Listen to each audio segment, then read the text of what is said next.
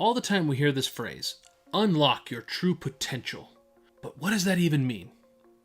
In this video, I'm going to talk about 3 simple changes that you can make to really find out what that means and how to get it to work for you. And the third one kind of ties in the first 2, so be sure to stick around.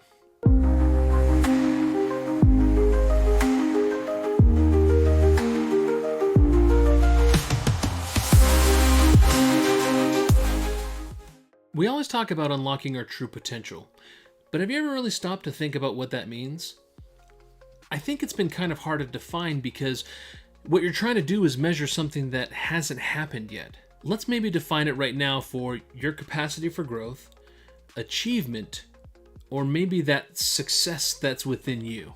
Or maybe, a little more accurate, would be where you're at now and where you could be with a little bit of focus and some effort. Now, the good news is, unlocking your potential doesn't require drastic life changes. It starts with small, intentional steps that builds momentum and clarity. Let's break it down into 3 simple changes that starts with a mindset shift that builds the foundation for all 3. And be sure to stick around because the third one brings them all together in a plan that you can follow. Change number 1 is getting into the mindset of gratitude. Now hear me out on this one. Before you click away, because, I've already heard this before, hang out for a sec. I'm going to explain it possibly in a different way you haven't heard before. Gratitude shifts your focus from things that you lack to things that you have. It creates a positive foundation for growth. It kind of rewires your brain to see opportunities instead of obstacles. It's like the difference between saying I have problems and I have challenges. Problems are insurmountable. You can't overcome them. But challenges, on the other hand, are intended to be overcome. This becomes important because you and I have the same 24 hours in a day. You don't have one more second than I do, and nor do I have one more second than you do. What changes is how we focus our attention during that time frame. So I can choose to spend my time watching TV, or I can choose to spend my time building up a business. Either way, the amount of time that we have doesn't change, but what we choose to do with it does. So when you get into a gratitude mindset and you see opportunities, it allows you to focus better on the things that you're trying to achieve rather than hiding from life's challenges. Now, how do we implement a more grateful life? Well, we can start a gratitude practice. For instance, on ultimateguidesonline.com, we have a gratitude journal. And I've never actually tried to display anything like this before, so hopefully this works. Yeah, I'll put it up here. We're going to put it up here. We've talked about this a little bit before, about how being able to see things from different vantage points increases our creativity. And so I might be grateful for knowledge by reading. And we have a reading tracker in there too. And we hear all the time, maybe start a gratitude journal. And in this little tracker that we have available, we have journaling prompts. How you choose to start your gratitude practice is up to you. This is just one of the tools that I use and have available on ultimateguidesonline.com to help with that process. But kind of like we talked about a second ago about time prioritization, we have to make time for it. Should we choose to sit around and do something unproductive? You can, and that's okay. Or can we take that unproductive time and move it aside to be able to take 15 minutes and journal about something we're grateful for and actively help build that mindset shift? And the beauty of it is, it doesn't take a lot of time. Just give yourself that 15 minutes a day, whether it's at the beginning of your day to set the tone for what you're doing throughout it, or at the end of the day to reflect right before you go to sleep. Gratitude and time prioritization is a powerful foundation. But if you want to maintain it, you have to be able to develop consistency. And that brings us to point number 2. Build small but consistent routines.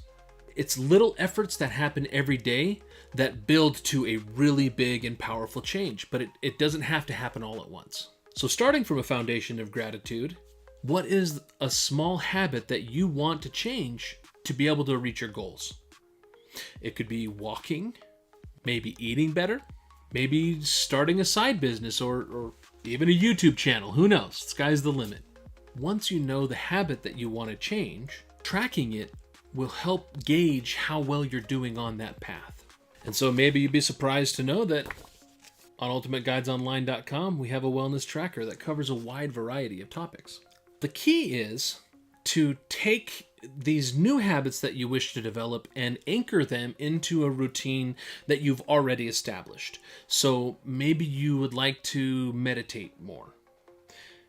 That's awesome. But when do you find the time?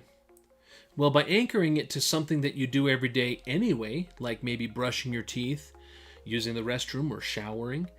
After that activity, I'm going to go and meditate daily, will help anchor and remind you to do those things on a regular schedule, based on a schedule you're already doing.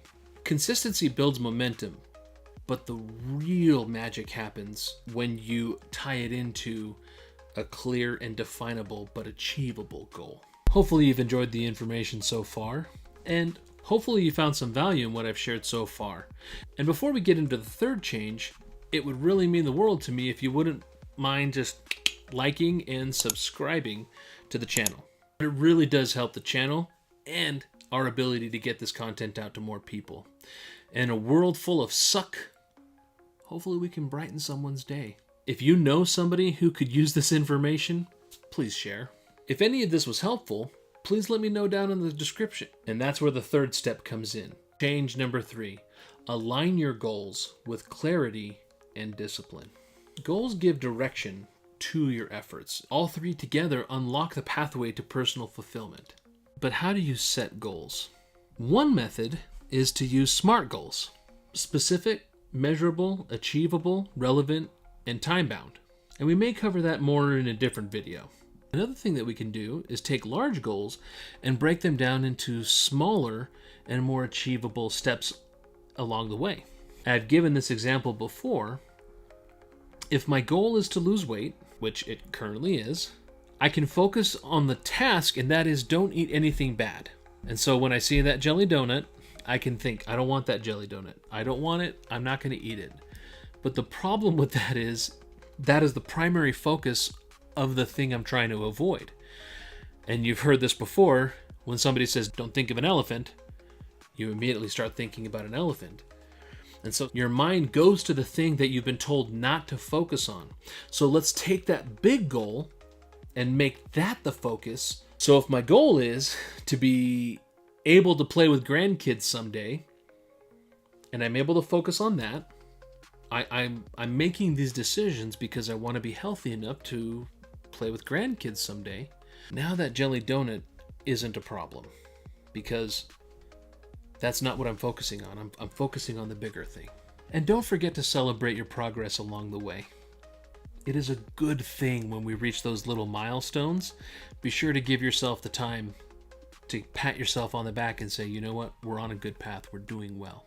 It builds confidence, so be sure to revisit what your goals are. So to wrap it all up, if you're able to live your life from gratitude and being able to see opportunities rather than obstacles or challenges, you build small and consistent routines along the path based on a foundation of positivity, and are able to align your goals in combination with the first two, suddenly your potential, or that thing that's hard to define because you haven't reached it yet, becomes more clear.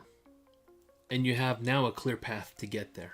But more importantly, a common theme we've been talking about on this channel, attaining your potential doesn't require perfection. What it requires is action. Which of these changes will you start today? Let me know in the comments. If you have any questions or anything I might be able to help answer. I think one of my passions for starting this channel is to share the advice that I've had in my life and the things that I've learned. What I'm sharing with you today is my own personal experience in going through struggles and learning and sharing the things that have helped me find joy and peace in this life. And remember, no matter what you're going through, you've survived 100% of your toughest challenges, and I applaud you for it. So no matter what you're going through now, you will overcome. And so if there's anything that I can do or help answer along the path, I would love to. just be sure to leave a comment or message me directly. And above all, I believe in you. You got this.